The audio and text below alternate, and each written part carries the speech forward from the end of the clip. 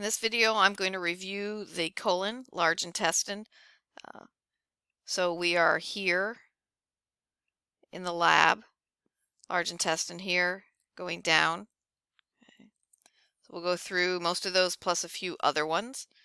So we're going to start here, depending on whether you've done the small intestine yet. This is the ileum, the end of the ileum of the small intestine. Okay.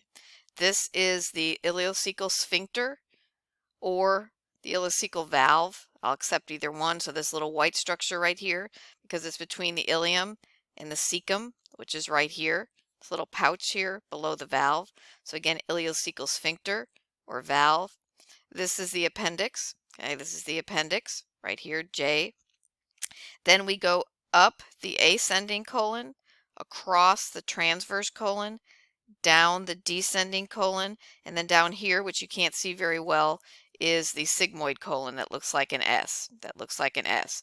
So up the ascending, across the transverse. Now at Lincoln, our transverse colon is kind of a modified one. It looks a little different than the rest of it, but you get the idea. So ascending, transverse colon, descending colon.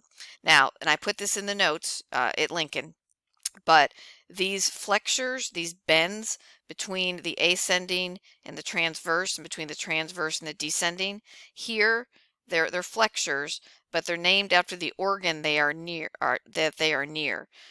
In the notes, what you want to go with is the right colic flexure and the left colic flexure. So you have to think again, here is the left colic flexure, this curve between the transverse and the descending, and the right colic flexure is right here, this curve, okay, between. So I will use a piece of tape to show you that I want the whole curve. Okay, so again, I made a note on the Google Classroom site, so you want to make sure that you correct that here. Okay, not the hepatic and the splenic, but the left and the right. Okay, the left and the right. Okay, so ascending, then you go up the right colic flexure, transverse, left colic flexure, descending, right, and then into the sigmoid colon, which you'll see better on another video. All right. Okay, the other things we have on here is we have the teni-coli, which is this band right here that runs kind of down the center here, this gray band that runs up here. Again, I think on the Lincoln version, I think it actually is white, so it sticks out a little bit, and that's just a layer of smooth muscle. Okay, so that's the teni-coli.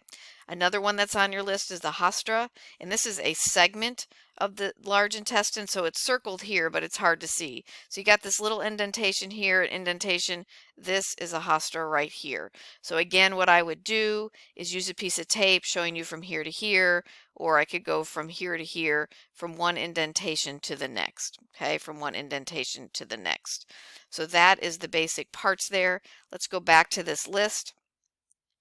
We've done the cecum, the appendix, the ascending colon, right colic flexure, transverse colon, left colic flexure, descending colon, sigmoid colon, the teni-coli, the haustra, and the last one, not the last one, but the rectum and anus you can't see on this, but the epiploic appendages are fatty appendages that you can't really see on these models.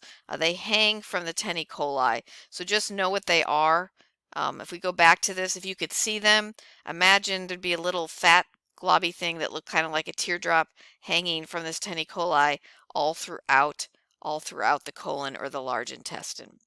Okay, this yellow here is representing the greater omentum, which would cover, okay, which would cover the whole, all these organs.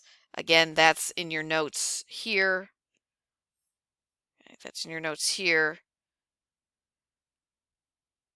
Somewhere right up here. Okay, so it tells you what the greater omentum is. That's represented by that yellow. You can't see that on every model, but just so you know what that is. Okay, so that is the colon, large intestine. All right, so make sure you review that. If you have any questions, let me know.